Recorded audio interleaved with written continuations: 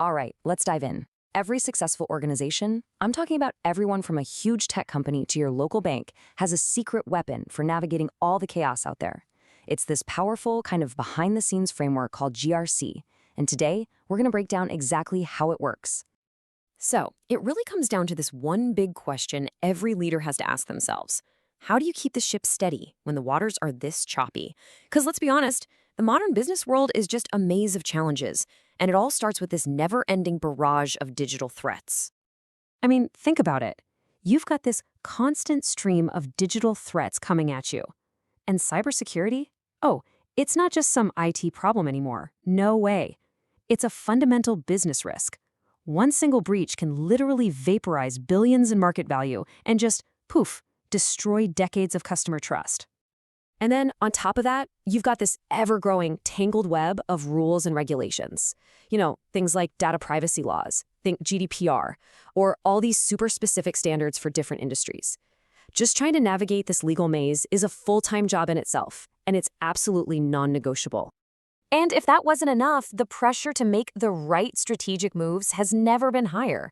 I mean, one wrong turn, just one, can have massive cascading consequences for everyone: employees, customers, investors.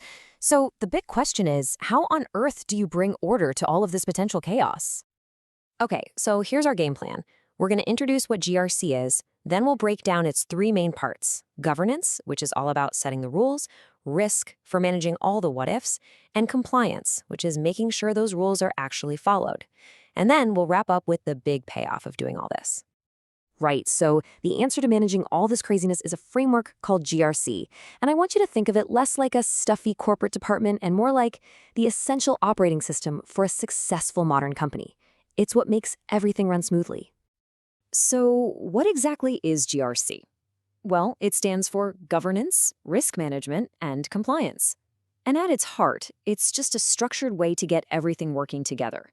It aligns the company's big picture strategy, manages all those scary threats, and makes sure everyone is following the rules. It's really all about getting everyone in the boat rowing in the exact same direction. So yeah, we can break GRC down into those three core pillars. You've got governance, the rule makers; risk management, the threat hunters; and compliance, the rule followers. Let's dig into each one of these, starting with governance. Okay, first up, governance. You can totally think of this as the strategic brain of the whole operation. This is where the big picture direction comes from. It sets the core policies and the processes that are going to steer the entire organization. And what's so important to get here is that the goal isn't just about control for control's sake. It's about creating a system that's transparent and holds people accountable. You see, governance is what balances the interests of everyone involved. We're talking shareholders, employees, customers, to make sure the whole company is on a solid, sustainable path for the long haul. Now, companies can tackle this in a couple of ways. You've got the centralized approach, where one central body makes all the calls. That's great for consistency. Or you can go decentralized, where different departments have more power. That's faster for sure, but you risk everybody running off in different directions. The reality? Most smart companies use a mix of both. They centralize the huge, critical decisions and then let the teams handle the smaller stuff. All right, so once the rules are in place, we move on to the next pillar, risk management. And if governance is the brain, think of this as the company's proactive defense system. Its entire job is to prepare for all those potential what-ifs that keep leaders up at night. So risk management is basically the formal process of finding, sizing up, and then dealing with any threat that could possibly harm the company. And this is super important. It is not a one-and-done thing. Nope, it's a continuous cycle. You have to stay vigilant because, well, the world and all the threats in it are changing constantly. And the process itself is actually pretty straightforward. First, you identify everything that could possibly go wrong. Next, you figure out, okay, how likely is this to happen and how bad would it be if it did? Then you decide what you're going to do about it, how you'll treat the risk. And finally, you just keep an eye on it, constantly monitoring to see if anything changes. So, when we talk about treating a risk, a company basically has four main moves. They can just accept it. Maybe the cost of fixing it is way higher than the risk itself. They can mitigate it, which means putting in controls to lessen the damage. They can share it, think buying insurance, or they can just avoid it altogether by, not doing the risky thing in the first place. And that brings us to our third and final pillar, compliance. So we've got the rules from governance, we've got the defenses from risk management. Well, compliance is the part that makes sure everyone is actually playing by those rules, day in and day out. It's the enforcement. And it's really important to know there are two kinds of rules here.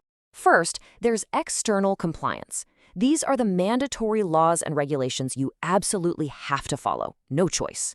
Then you have internal compliance. These are the standards a company chooses to adopt for itself, maybe to make a better product or just to build more trust with its customers. And let's be crystal clear about this. Whether the rules are external or internal, compliance is not optional. A failure here can lead to crippling fines, huge legal battles, and a complete and total collapse of customer trust. The stakes are just incredibly high. Okay, so we've looked at all three pillars on their own.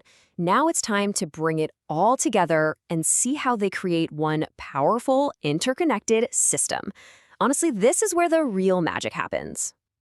This really breaks it down perfectly. You've got governance asking, hey, what are our goals? And that gives you policies and direction. Then risk comes in and asks, what could possibly stop us? And that creates your controls and responses. And finally, compliance asks, are we actually following the rules? Which gives you audits and proof. See how they all feed into each other? It's a perfect loop. So, after all that, you might be thinking, why should I care?